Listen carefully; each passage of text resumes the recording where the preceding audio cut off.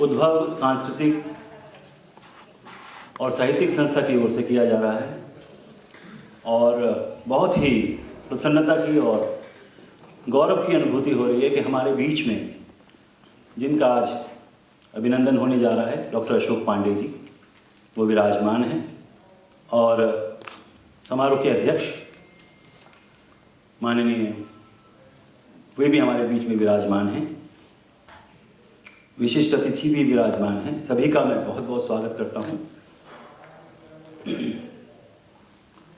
बहुत दिन से ये आयोजन मन में था और जो बड़े लोग होते हैं, सहज होते हैं, सरल होते हैं, वो जल्दी से स्वीकारते भी नहीं है इस तरीके का आयोजन, अभिनंदन, स्वागत, क्योंकि उनका कर्म के प्रति जो निष्ठा है, भगवान कृष्ण का जो मंत्र है, कर्म किए जाएं, फल की इच्छा ना करें, तो फल की इच्छा वो कभी करते भी नहीं।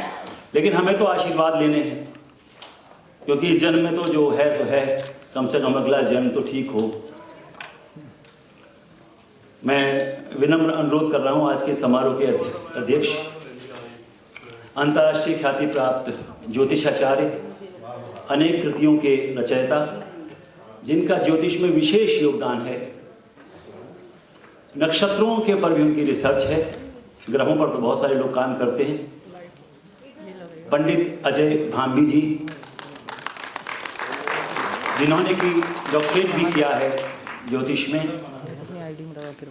बड़ी मजेदार घटनाएं उनके साथ, यादें सब जुड़ी हुई हैं। ऐसे व्यक्तित्व को अपने बीच पाकर हम गौरवान्वित हैं।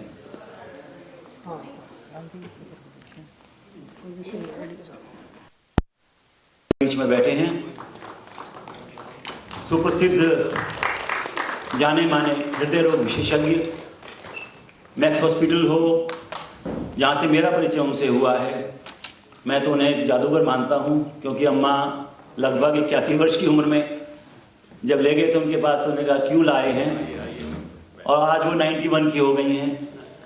तो इनका व्यवहार, इनका आचरण, और जब पांडे जी की बात चल रही तो एक व्यक्तित्व और पांडे जी हमारे बीच में हैं, आ रहे हैं, मैं उनका भी अभिनंदन करता हूँ, स्थान ले रहे हैं, बहुत बहुत अभिनंदन।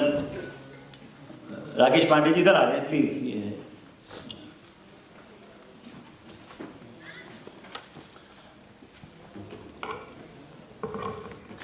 मैं आनंद पांडे जी के बारे में कह रहा था कुछ। डॉक्टर्स का जो आजकल हाल है, जिस तरीके के टेस्ट, जिस तरीके के में ऐसे लोग हैं, लेकिन पांडे जी ने मैक्स छोड़ दिया, वैशाली गए, वहाँ से भी छोड़ दिया, फिर दूसरे हॉस्पिटल में गए, वहाँ से छोड़ दिया। क्यों मुझे नहीं लगता, मुझे शायद ये लगता होगा कि शायद मैनेजमेंट्स का कुछ प्रेशर रहता होगा। फिर उन्होंने धर्मशिला जो वसुंधरा में है दिल्ली में, उसके वो आजकल डायरेक्टर कार्डियोलॉजी हैं। और आपको जानकर खुशी होगी कि शेट्टी जी जो है, जो बताएंगे वो, उन्होंने ये जो इस समय चल रहा है 5 लाख तक का जो बीमा चल रहा है, उसके कल्पना उन्होंने ही की थी। ऐसे व्यक्तित्व को अपने बीच पाकर हम गौरवान्वित हैं। और मैं आमंत्रित कर रहा हूँ अगले व्यक्तित्व को, आशीष कांदवे जी को, विशिष्ट अतिथि आज के समारोह के। भारतीय साहित्य जगत में ऐसा कोई नहीं है और देश विदेश में भी। आशीष कांदवे जी गगनांचल के संपादक हैं, जो भारतीय सांस्कृतिक संबंध परिषद की पत्रिका है। पहले सहायक संपादक थे, अब वो संपादक हैं। और उसके साथ साथ आधुनिक साहित्य नाम की पत्रिका जो निकलती है, ब्रिटेन से भी निकलती है और भारत से भी निकलती है। और आज जिन कृतियों का लोकार्पण हो रहा है, कोमल जो युवा लेखिका हैं, उनकी कृतियों का लोकार्पण हो रहा है, वो विश्व हिंदी साहित्य परिषद इनकी संस्था है, उन्होंने छापी है। तो प्रकाशक भी हमारे साथ हैं और वो लेखक भी हैं, कविताएं भी करते हैं। मैं कोमल को आमंत्रित कर रहा हूँ, कोमल मंच पर आएँ। आज की समारोह की दूसरी व्यक्तित्व, जिनकी किताबों का लोकार्पण होना है, पगडंडियों से आगे और पंचम स्वर।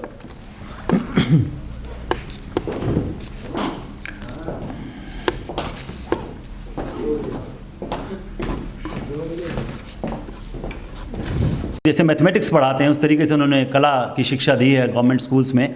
तो she is an exceptional teacher because she gave her students you can say extraordinarily,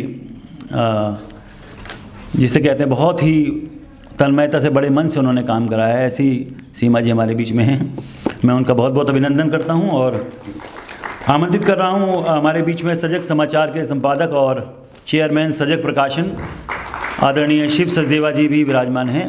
और लीजिए आज के समारोह के मुख्य अतिथि परम आदरणीय संदीप मारवा जी हमारे बीच में हैं। मैं उनसे अनुरोध कर रहा हूं, वो मंच पर विराजमान हूं। आप सब उनके नाम से परिचित होंगे। नोएडा में फिल्म सिटी में उनका इंस्टीट्यूट, उनकी यूनिवर्सिटी, उनके डिफरेंट प्रकल्प जो चलते हैं, यानी वो इंटरनेशनल लिटरेरी फेस्टिवल भी करते हैं। इंटरनेशनल लिटरेरी फेस्टिवल के साथ साथ मारवा साहब का इंटरनेशनल फिल्म फेस्टिवल चलता है, जिसमें अनेक देशों के एम्बेसडर्स और एजुकेशनिस्ट, राइटर्स, पोएट्स, दुनिया भर के लोग उसमें आते हैं।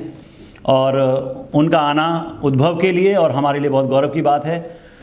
तो पांडे जी कह रहे थे कि पॉलिटिशियन आपने बुलाया नहीं, तो जब इतने खूबसूरत लोग, इतने श्रेष्ठ व्यक्तित्व हमारे बीच में हैं, हालांकि उन्होंने कहा नहीं था ये मेरी तरफ से ही है, क्योंकि उनका नहीं रहता ऐसा कुछ भी। वो कहते हैं जिससे तुम्हारा दिल करे उससे बुलाओ, और हमेशा की तरह उनका आशीर्वाद हमें मिलता रहता है। आप कुलपति हैं आफ्ट university of media and arts Bharat के, माननीय संदीप मारवा जी। मैं आपका बहुत बहुत अभिनंदन करता हूं, स्वागत करता हूं उद्भव की तरफ से। और अब मेरा अनुरोध है अमोल प्रचेता से कि वे सबसे पहले माननीय मुख्य अतिथि जी का अभिनंदन करेंगे हम लोग, और वो आ भी गए हैं, तो बुके और शॉल पहनाकर वो उनका अभिनंदन करेंगे संदीप मारवा जी का।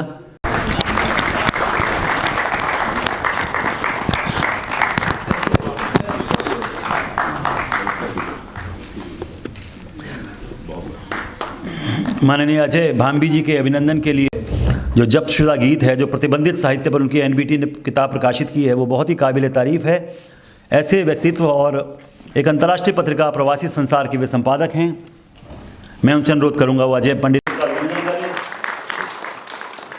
इधर एक सर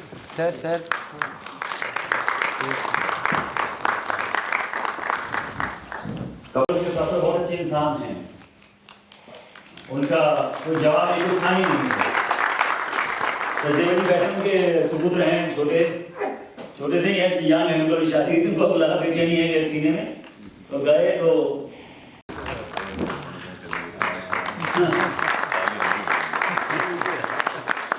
उनसे जब ऐसे व्यक्ति मिलाते हैं तो उनको देखते ही चेहरे में हम आगे, मतलब व्यक्ति के चेहरे में मुस्कान आ जाए तो क्या व्यक्तित्व और क्या है, हृदय से मतलब आशीर्वाद प्राप्त है।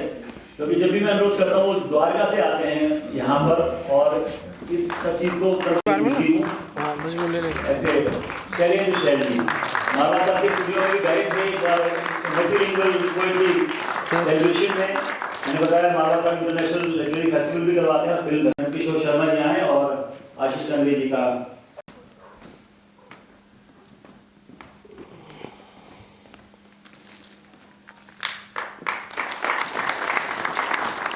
अरविंद द्विवेदी जी से मेरा अनुरोध है और आदरणीय शिव सचदेवा जी का स्वागत करें। सर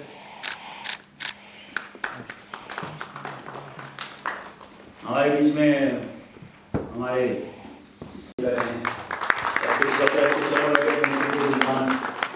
सभी का बहुत स्वागत करता हूँ और बता रहा हूँ बीच में आपको की जाए कार्यक्रम में। तो सबसे पहले हम लोकार्पण से ही करेंगे और मैं अनुरोध करूंगा, 2 किताबें हैं कोमल की। पहली किताब है पगडंडियों से आगे करेंगे।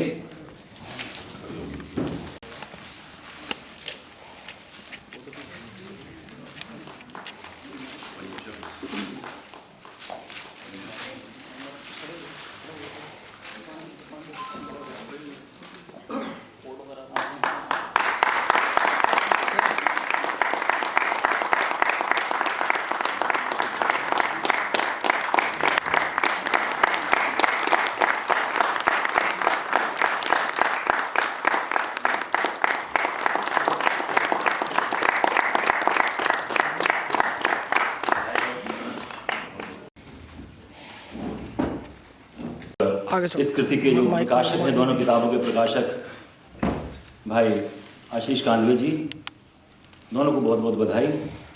कि अब सबसे पहले कोमल आएँ, अपनी कविता हमें सुनाएं और उसके साथ कोमल का अभिनंदन होगा। तो आप नए और युवा रचनाकार का बहुत बहुत अभिनंदन करें, स्वागत करें सुश्री कोमल।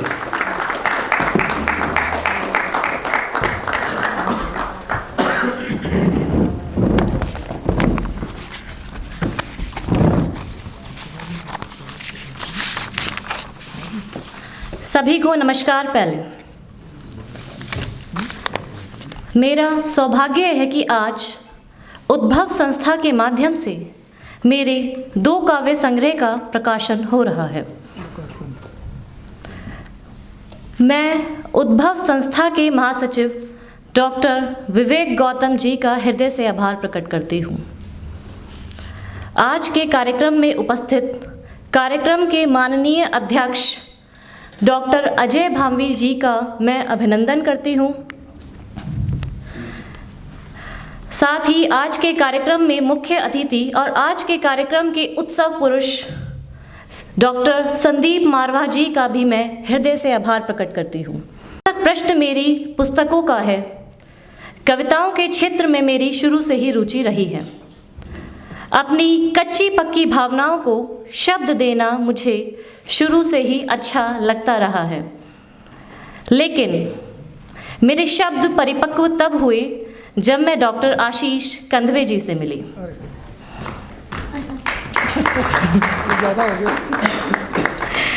उन्होंने ही मेरे अनघड़ शब्दों को गढ़ने का काम किया और आज उसी सहयोग मार्गदर्शन के कारण मेरी 2 पुस्तकों का लोकार्पण हो रहा है, जिसमें मेरी पहली पुस्तक पंचम स्वर है, जिसमें हाइकू लिखे गए हैं, और मेरी दूसरी पुस्तक पगडंडियों से आगे है, जिसमें मेरे कुछ उन भावनाओं को संकलित किया गया है जिसे डॉक्टर कंदवे कविता कहते हैं।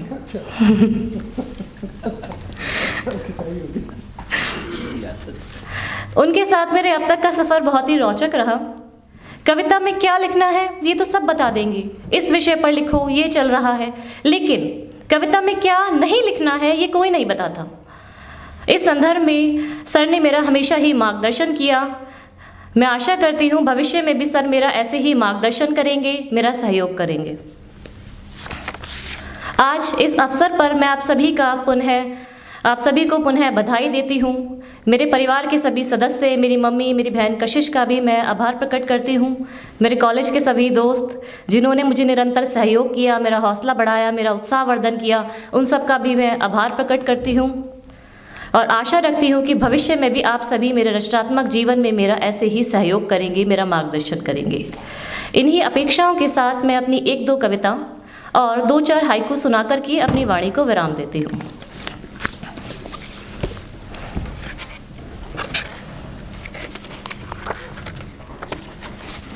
मेरी पहली कविता है रेतीले टीले। उपेक्षा, अवज्ञा, अस्वीकृति से क्या डरना, एक अनजान भय की छतरी को खोलकर क्यों चलना।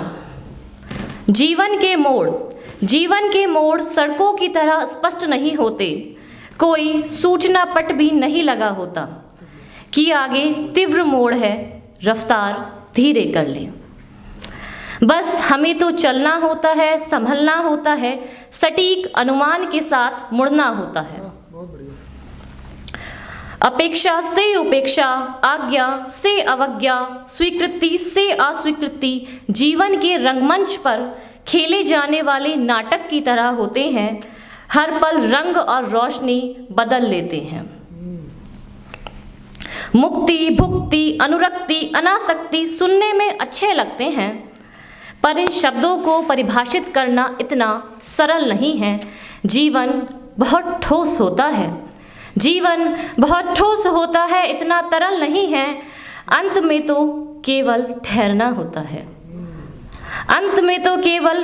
होता है, रुकना होता है, समझना होता है।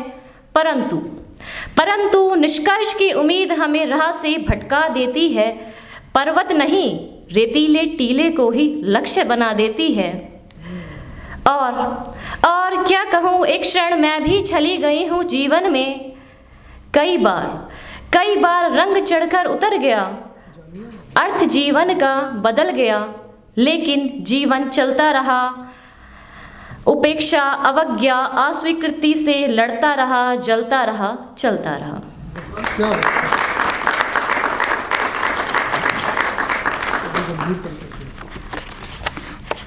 मेरी दूसरी कविता है मानवतम। कहीं आलोक, कहीं मौनतम छाया है, कहाँ किसी को कभी पूर्ण प्रकाश मिल पाया है। अंधकार भी स्थिर नहीं, ज्योति भी प्रबुद्ध नहीं, तो कब किसने प्रेम गीत गाया है। उधर अमृत विष, इधर भेद यह घेरा है, उधर अमृत विष, इधर भेद यह गहरा है। समय की चाल हमेशा नहले पे दहला है। अंबर से निखिल भुवल पर प्रेम बरस रहा है, आदमी उसके बाद भी प्रेम के लिए तरस रहा है। खंडित आज मानवता मंदिर, मस्जिद, गुरुद्वारा है। नहीं रही एक चेतना, ना मानवता की धारा है।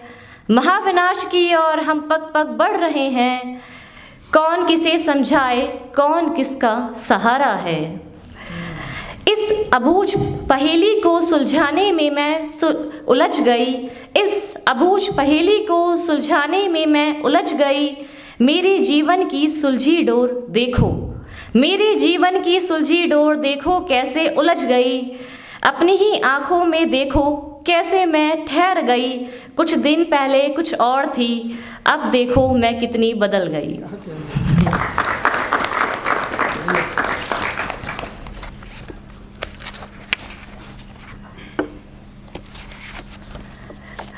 अब मैं 2-4 हाइकू सुना करके अपनी वाणी को विराम दूंगी।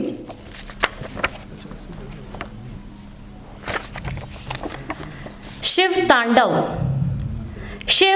तांडव है अनहद नाद, सृष्टि का साज। पंचम स्वर हो ध्वनित जिधर, मंगल गान। बहुत बढ़िया। सीप संघर्ष अतल सागर से बने मुक्तक। सीप संघर्ष अतल सागर से बने मुक्तक। क्या बात है। स्वप्न की रात कुहासा बना शब्द, नूतन बात। सृष्टि सापास, पंखुड़ी मधुमास है इतिहास। वाह। अनुतरित अभ्युदय हो कैसे, अनुतरित अभ्युदय हो कैसे, प्रश्न गणित। क्या कह रहे हैं। बहुत बढ़िया। आप सभी यहाँ आए, आप सभी ने मेरे को सुना, मैं आप सभी का हृदय से आभार प्रकट करती हूँ।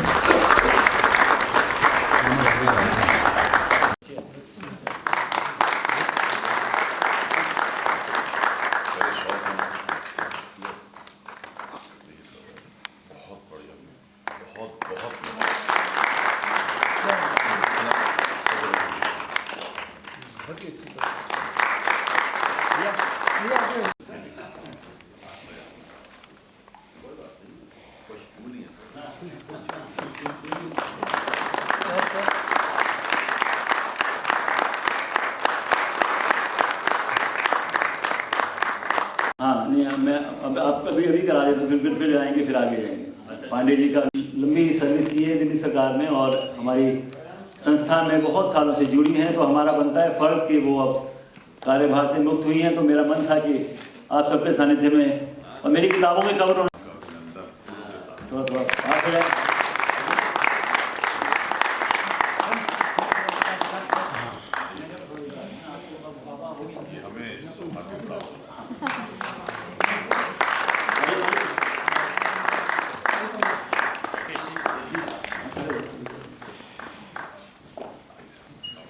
सर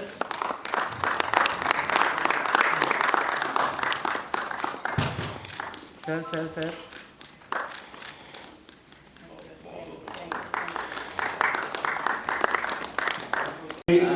राष्ट्रपति द्वारा पुरस्कृत जाने माने शिक्षाविद हैं।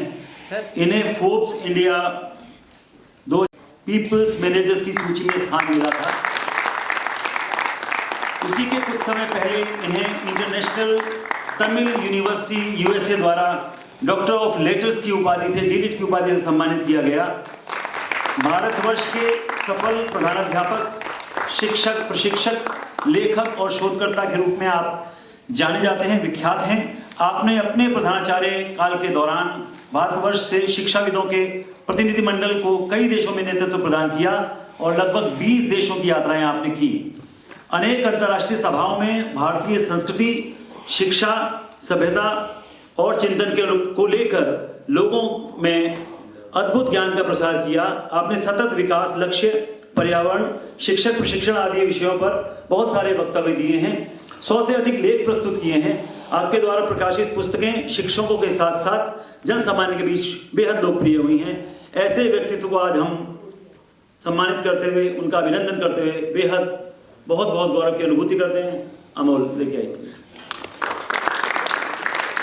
मैं एक मिनट से गलती हो गई, हमारे आदरणीय देव ऋषि शर्मा जी हैं और गौरव को मंच पर किया है और बिल्कुल देव ऋषि शर्मा जी आ रहे हैं।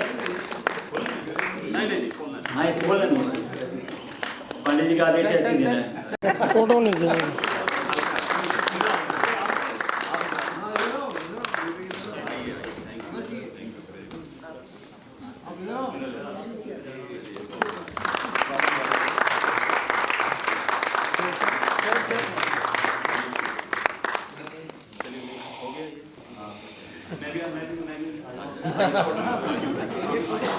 आप बोल रहे हैं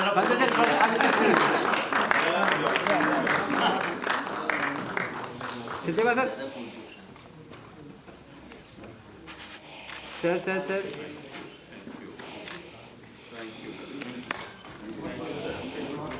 हमारे जाने माने पत्रकार, अभी उनकी धर्मेंद्र जी के साथ पुरानी फ़ोटोज़ देख रहा था मैं फेसबुक पर। फिल्म को कवर किया है बहुत सालों तक और अभी भी कर रहे हैं। राजू बोहरा जी हमारे बीच में विराजमान हैं। चंद्रभूषण जी, चंद्रभूषण भारद्वाज जी हमारे बीच में हैं। तमाम लोग व्यक्ति तुम्हारे बीच में। सिंह साहब बैठे हुए हैं, नाम मेरे दिमाग से निकल रहा है। और मैं राकेश जी से चाहूँगा, राकेश जी आप आ जाएं ऊपर इधर। आराम से, उन्हें कोई दिक्कत ही नहीं है। मुझे बोलना है क्या? हाँ नहीं, अभी नहीं बोलना, मैं बस बोल रहा हूँ थोड़ा सा। और एल्कॉन से भी हमारे शंभू झा जी, सुनील अग्रहरी जी और लोग हैं। डॉक्टर वीना मित्तल भी हमारे बीच में आ चुकी हैं। सभी का स्वागत। बालकृष्ण गौतम जी। और एक बड़ी बात है, हमारे बीच में एक व्यक्तित्व और बैठे हैं जिनका चर्चा अगर मैं ना करूँ, अचानक से वो मुझे मिले। प्रोफेसर हैं जामिया मिलिया इस्लामिया में, अगर मैं गलती नहीं कर रहा तो। क्षमा करें, दुर्गा प्रसाद गुप्त जी, बहुत बड़े आलोचक और हिंदी साहित्य के। जी आगे हाँ मैंने दूर से देखा। बिल्कुल, मैंने और देखिए ये कहते हैं ना कि समय और भाग्य है। और मैंने कहा आप चाय पियेंगे तो आज हमारी किस्मत है हम गुप्त जी को भी चाय पिलाएं। और आज वैसे मैत्रीशरण गुप्त जी का आज पुण्यतिथि है और गुप्त जी हमारे बीच में साक्षात विराजमान है, आलोचक इतने बड़े, तो कुछ ना कुछ तो संयोग है। मैं अभी उनका स्वागत भी कराऊंगा, लेकिन उससे पहले मैं आमंत्रित कर रहा हूँ के प्रिय मार्गदर्शक डॉक्टर अशोक पांडे जी। कार्यक्रम की अध्यक्षता कर रहे विश्वविख्यात ज्योतिषाचार्य,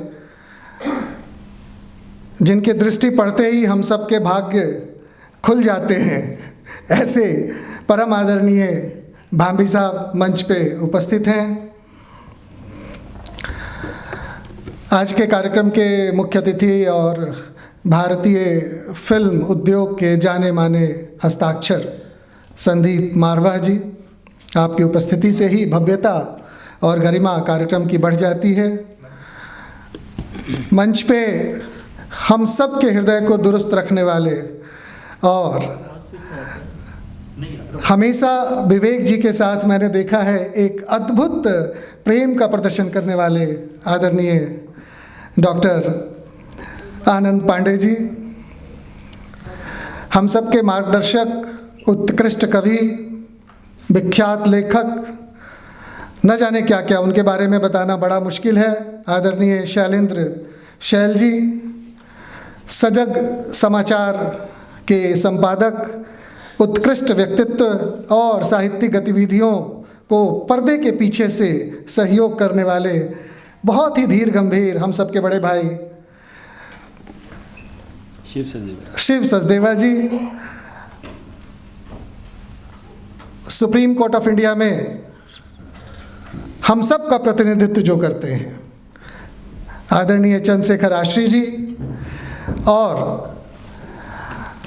मैं आज इस कार्यक्रम में जरा सा 1-2 मिनट के लिए विवेक जी आपसे अनुमति ले रहा हूं और अध्यक्ष महोदय जी से, क्योंकि देश में अभी एक बहुत ही भयानक त्रासदी हुई।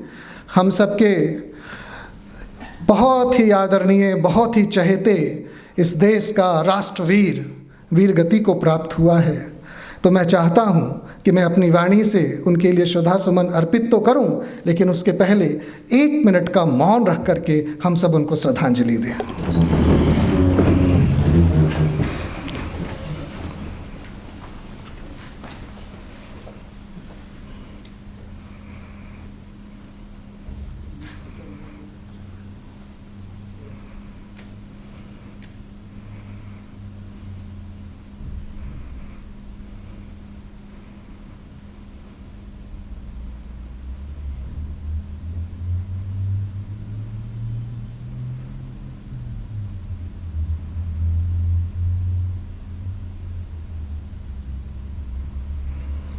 ओम शांति।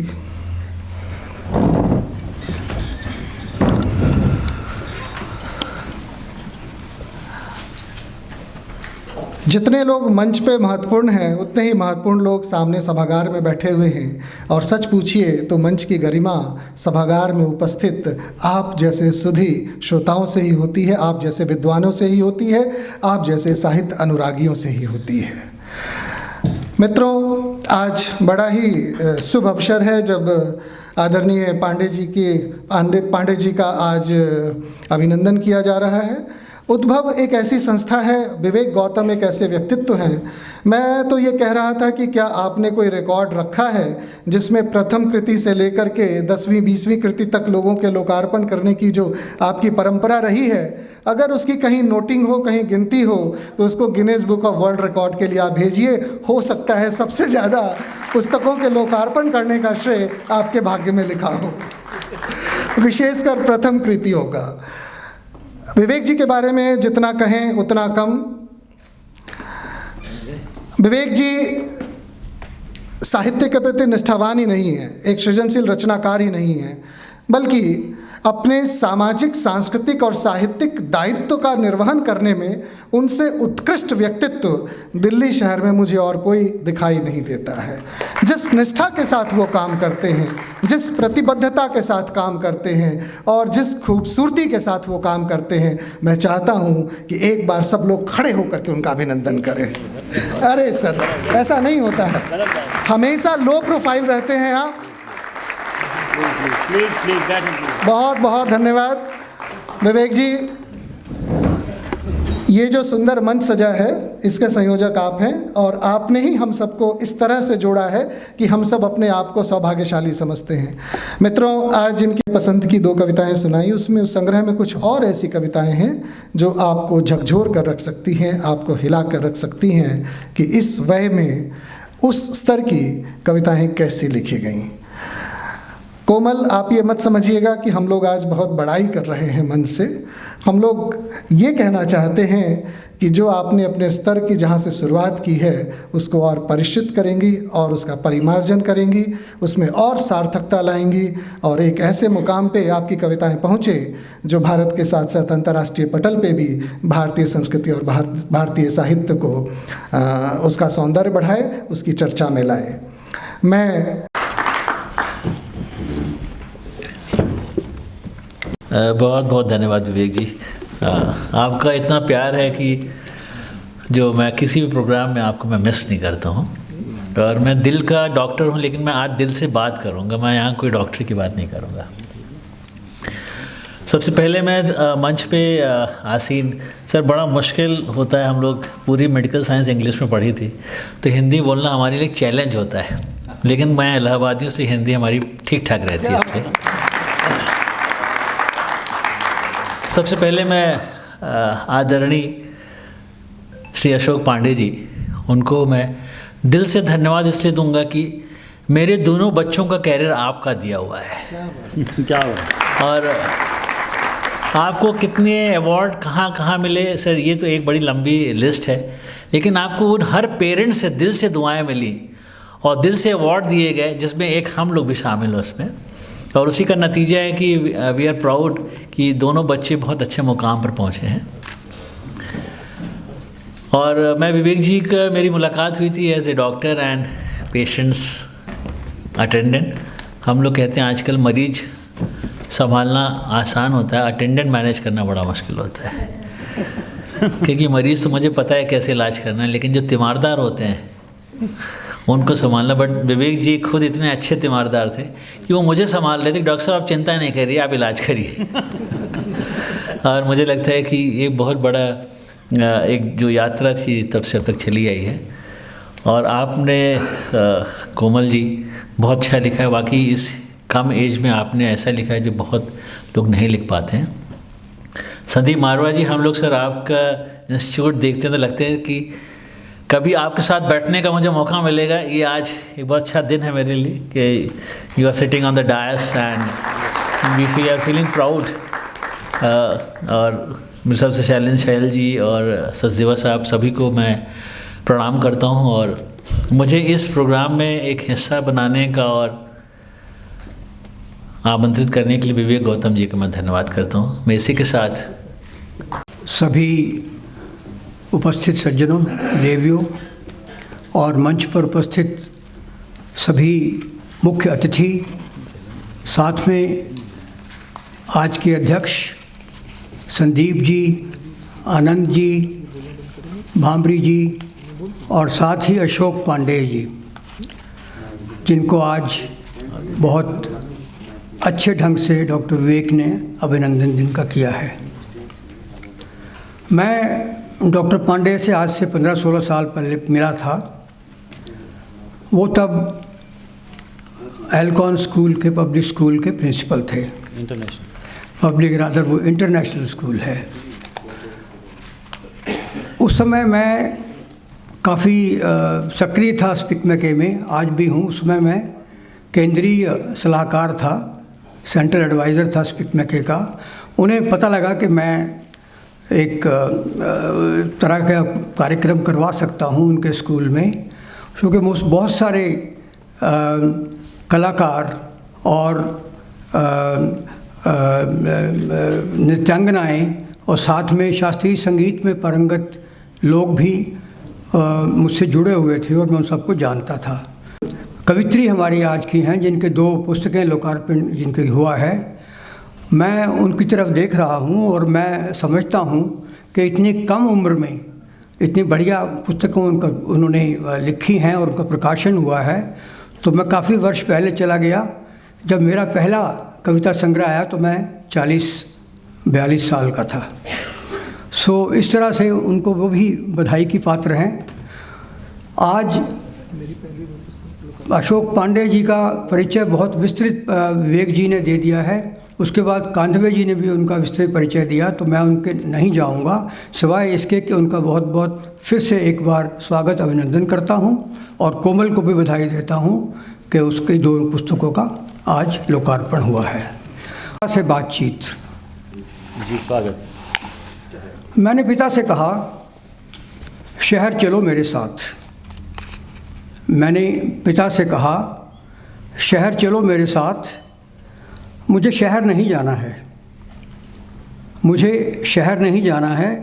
उन्होंने जवाब दिया, मैं यहीं ठीक हूँ, इस छोटे पर खुले घर में, जहाँ खिली हुई धूप है, हवा है, पेड़ हैं और ढेर सारे पंछी। मैंने ज़िद की तो बोले, 4 आदमी भी नहीं मिलेंगे वहाँ कंधा देने को। 4 आदमी भी नहीं मिलेंगे वहाँ कंधा देने को। सुना है वहाँ पड़ोसी से बात तक नहीं करता। यहाँ गांव वाले हैं, सुख दुख बांटते हैं और अंतिम यात्रा में शरीक होते हैं। एक बात और, वो जो कान की नई मशीन लाए हो ना तुम, मुझे नहीं चाहिए अब। जब से तुम्हारी माँ ने साथ छोड़ा है उसकी कोई ज़रूरत नहीं रही।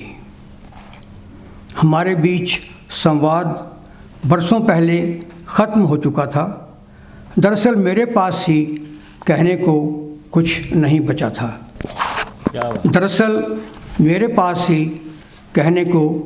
बचा था।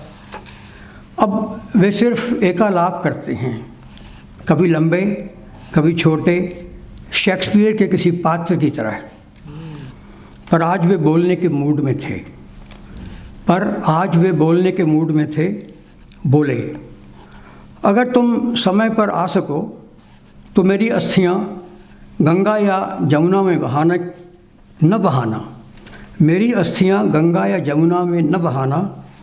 बहुत गंदगी समा आई है उनमें।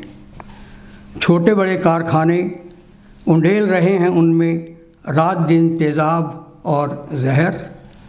उन्हें किसी छोटी पहाड़ी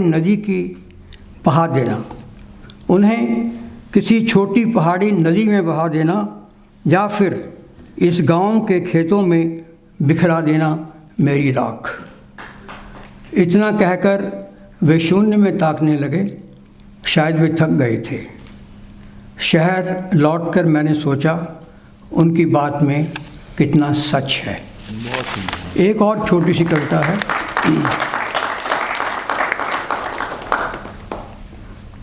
कैसे बच पाएगी मेरी कविता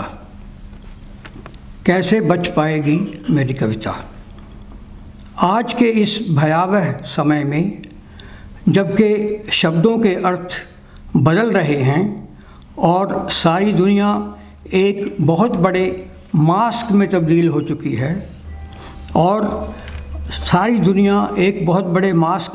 हो गई है। कैसे बचाऊं अपनी कविता को इन विषैली हवाओं से? सोचता हूँ इसे लिख दूँ एक पाखी के पंख पर, जो जा बैठे दूर किसी छोटे द्वीप के एक ऊंचे पेड़ पर, और सुनाए इसे अपने बच्चों को, जो आगे सुनाए अपने बच्चों को, और ये सिलसिला यूं ही चलता रहे। शायद इसी तरह बच पाएगी मेरी कविता। धन्यवाद।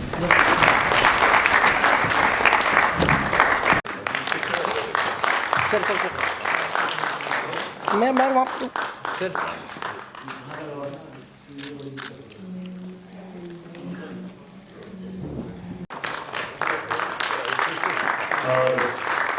एक बेटा और लेके आओ। फूल सामने की तरफ। अरे कागज दे रहे, फूल पे लिखी।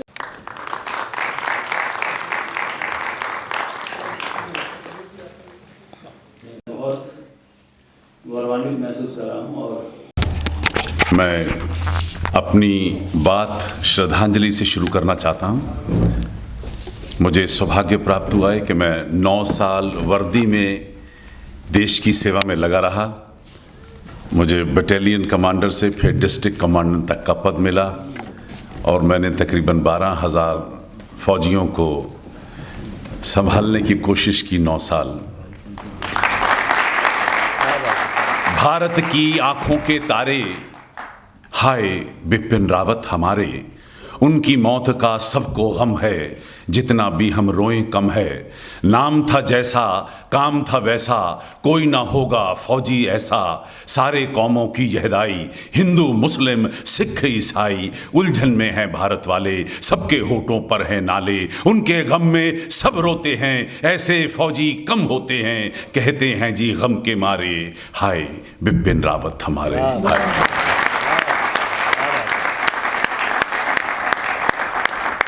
आदरणीय विवेक गौतम जी, मेरे प्यारे मित्र, मैं सबसे पहले तहे दिल से आपका बहुत बहुत शुक्रिया अदा करना चाहता हूं कि आपने मुझे यहाँ याद कर मेरी हिंदी को फिर से चुस्त करने की कोशिश की है, क्योंकि सारा दिन इंग्लिश में बात करते रहते हैं और हिंदी का बोलने का मौका ही नहीं मिलता, जबकि मेरा दफ्तर उत्तर प्रदेश में ही है। लेकिन यहाँ मंच पर सुशोभित हिंदुस्तानी नहीं बल्कि अंतर्राष्ट्रीय स्तर पर अपना मकाम हासिल करने वाले और अब भाषा में अपना सिक्का जमाने वाले आज सभी सितारे इस वक्त यहाँ मंच है। आइए मिलके सबके लिए एक बार जोरदार तालियां। आदरणीय डॉक्टर आनंद पांडे जी, डॉक्टर आशीष कंधे जी, श्री शैलेंद्र मोहन जी, डॉक्टर अशोक पांडे जी, डॉक्टर अजय भांबी जी, श्री शेखर दत्त जी, शिव सचदेवा जी, सीमा गुप्ता जी, राकेश पांडे जी, सभी तो लोग यहाँ पहुँच गए जिनको मैं जानता हूँ। और मुझे ऐसा लग रहा है कि मेरा आज का दिन पूरा सार्थक हो गया है और मैं वाकई में गंगा स्नान कर बैठा हूँ। मैं सबसे पहले सुश्री कोमल जी को तहे दिल से बहुत बहुत मुबारक देता हूँ कि एक बच्चा पैदा होता है तो दुनिया हैरान हो जाती है। आज इन्होंने जुड़वा को जन्म दिया है।